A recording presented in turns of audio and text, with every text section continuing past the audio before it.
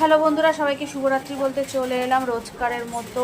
আর এখন যাব রান্নাঘরে, তার থেকে তো ছুটি নেই। গরমে মানে ঘরেই টেকা যাচ্ছে না, রান্নাঘরে গ্যাসের সামনে চিমনির আওয়াজ কী যে কষ্ট, কী আর বলবো। যারা রান্নাঘরে থাকে, রান্না করে এই আগুনের সামনে, তারাই কষ্টটা বোঝে, তাই না?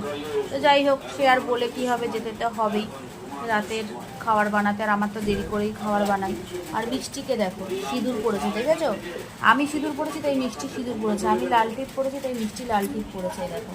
আবার আমি বলেছি দেখে বলছে তুমি কেন পড়েছো সিঁদুর, তাই আমি পড়েছি। তুমি নাইটি পরে সিঁদুর পরছো, আমি তো শাড়ি পরে সিঁদুর পরছি। এই যে ওড়না দিয়ে শাড়ি পরেছে, সেটাই তোমাদেরকে বলছে, মানে ওড়না দিয়ে শাড়ি পরেছে তাই ও সিঁদুর পরেছে শাড়ি পরে, আমি তো নাইটি পরে সিঁদুর পরছি। মানে ও আমি যা করবো মিষ্টি তাই করবে। মানে কি বলতো, মিষ্টি সাজতে খুব ভালোবাসে, সাজতে অ্যাকচুয়ালি আমিও ভালোবাসি, তবে এখন একটু কমে গেছে সাজটা। আমার বড় মেয়ে একদম সাজগোজ পছন্দ করে না, তো বড়মাসেও খুব সাজাতে